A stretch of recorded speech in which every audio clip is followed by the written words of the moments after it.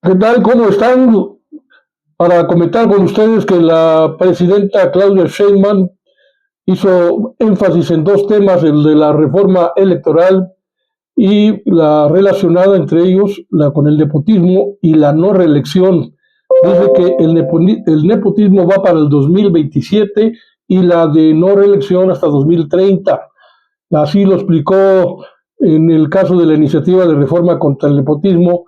Entraría en vigor, como les decía, el 2027 y Sheinbaum aclara que la otra, contra la no reelección, en vigor entraría hasta el 2030. Con esto espero que me den un like en este espacio, @sociedades de pensamiento, que comente, que nos acompañe aquí en YouTube y lo mismo en TikTok, @Monroe-HR, Facebook también, y desde luego en la página de nuestro compañero y amigo, a quien le ofrecemos esta colaboración, Luis Pantoja y Comunicadores MX. Así lo explica la doctora Sheinbaum. La iniciativa que envié para el caso del nepotismo es para el 2027 porque digamos que no afecta a alguna persona que haya sido elegida en el 2024, pero en el caso de la reelección los mandamos hasta el 2030 porque un diputado actual pudo haber pensado que tenía la posibilidad de reelección y esa es la propuesta que enviamos. Ya dependerá de lo que digan en los congresos, porque esta va también para los congresos locales. Luego habló sobre el tema de Cuauhtémoc Blanco, criticó la doctora Sheinbaum la defensa que se hace hacia Uriel Carmona, exfiscal de Morelos, y que fue desplazado, pues sobre las acusaciones de que hubo un presunto abuso sexual y que por eso hay una denuncia contra el exgobernador de Morelos, Cuauhtémoc Blanco, ahora diputado federal. La doctora Sheinbaum asegura que no se encubrirá a nadie y pide que se hagan las investigaciones del caso. Asimismo criticó que hubo primero una muy amplia defensa que ha recibido el exfiscal de Moreno, este tipo, Uriel Carmona, por parte de periodistas, líderes de opinión y usuarios en redes sociales, además de que la Fiscalía de Morelos haya echado a andar carpetas de investigación contra el exgobernador, cuando en opinión de Sheinbaum, el ex fiscal Carmona ya sabía que iba a ser desaforado después de 7 años de haber estado como fiscal, explica la doctora. 4 días antes, cuando ya sabía que ya lo iban a desaforar por el caso de un feminicidio que él ocultó, de pronto salen un montón de carpetas de investigación contra el exgobernador y ahora toda la comentocracia a favor del fiscal de Morelos, que pues es un maleante, por eso lo desaforaron. Y ahí está el asunto en espera de ver qué ocurre.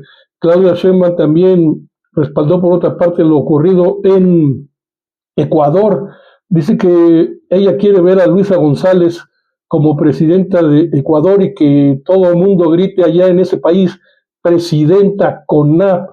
Aunado a lo anterior, Sheinbaum adelanta que con Luisa González al frente del gobierno ecuatoriano, el gobierno de México estaría ya dispuesto a restablecer relaciones diplomáticas con Ecuador, luego de que este empate técnico entre ella y Noboa pues los manda a una segunda vuelta según la ley electoral del Ecuador, que será dada hasta abril, pero donde tiene ventaja ya la señora Luisa González, con alguna alianza que tiene por ahí con quien quedó en tercer lugar, también un indígena de izquierda y que pues se acomoda más en relación a una coalición con el partido que encabeza la señora Luisa González. A ver qué resulta de aquí a abril.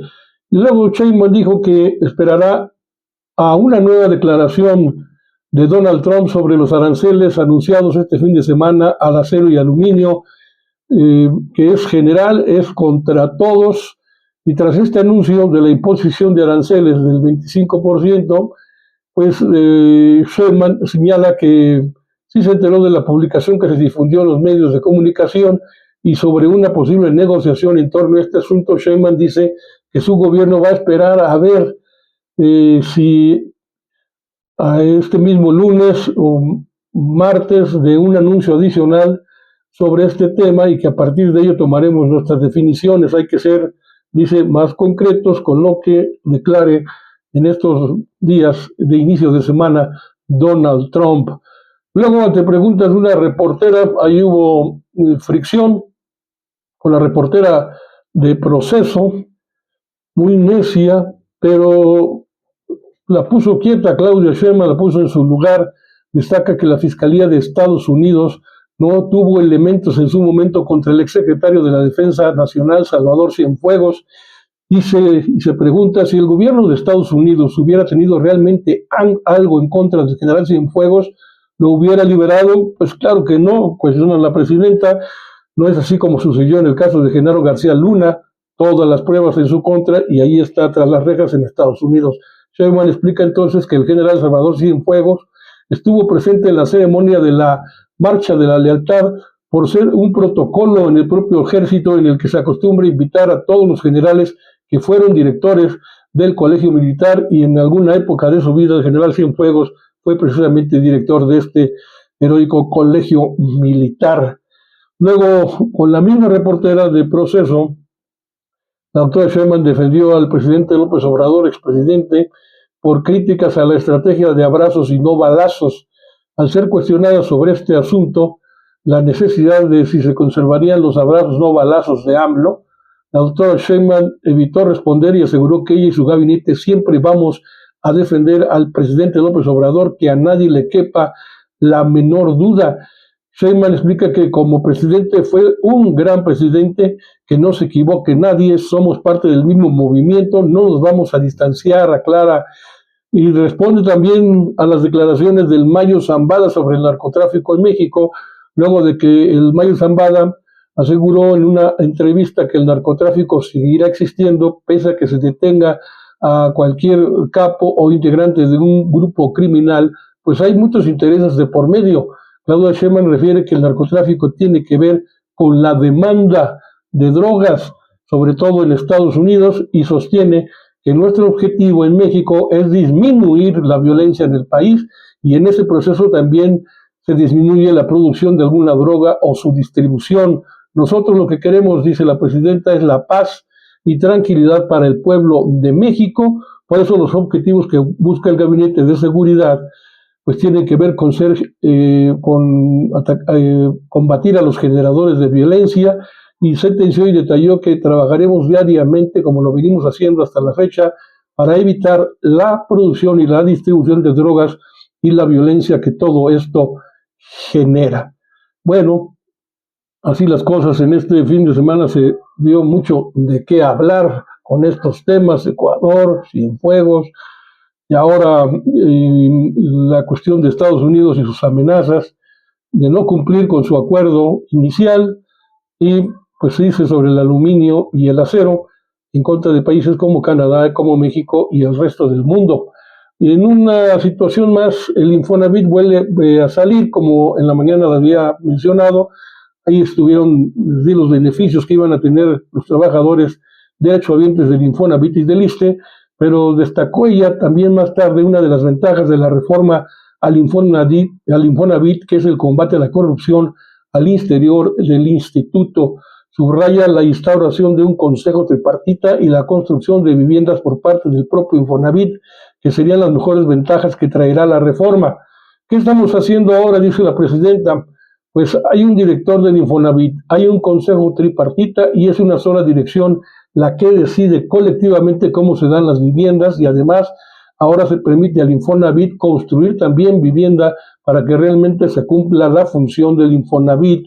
Ahora estamos contentos porque ya reconocieron los trabajadores y algunas de las organizaciones de empresarios que es mejor un esquema único en el Infonavit, que siempre entre la Auditoría Superior de la Federación a hacer auditorías y que sean auditables todos los recursos y que sea muy claro cómo se construyen las viviendas, cómo se dan créditos y cómo se sigue resguardando el fondo del Infonavit, que es de los trabajadores y que tiene sus reglas para otorgar sus propios créditos. Ese es el salto que estamos dando con la ley, según informó la presidenta, con la ley del Infonavit, que dicho sea de paso es como funciona también el Instituto Mexicano de Seguro Social. Ahora las y los trabajadores pueden saber que sus fondos son auditables.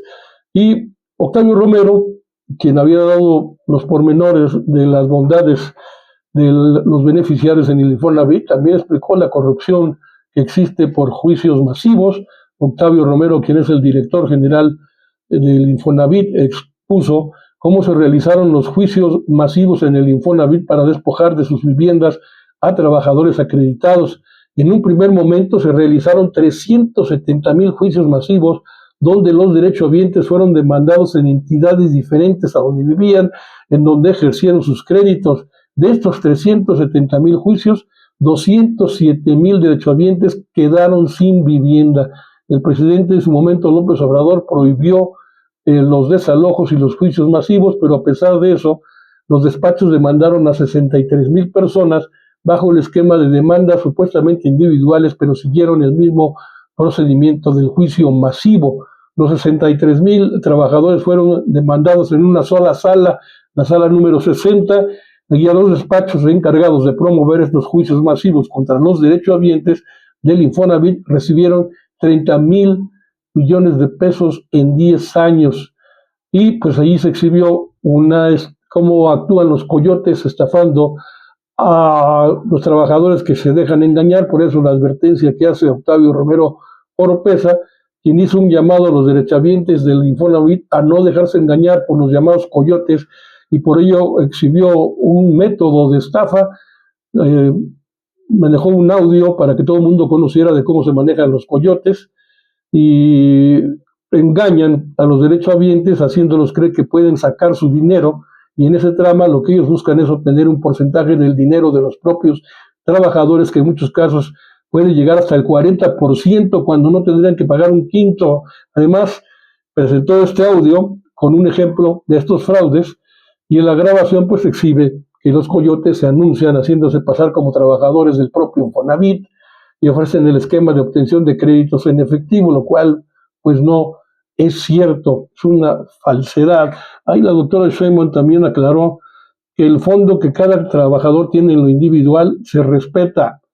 Únicamente se usan fondos para la construcción de vivienda, pero si el trabajador no obtiene una vivienda por cualquier causa, porque no le interesó una vivienda del Infonavit, porque ya tiene la suya propia, pero está generando fondos en el Infonavit en su propia cuenta, al retirarse del ejercicio público o del ejercicio de su trabajo, puede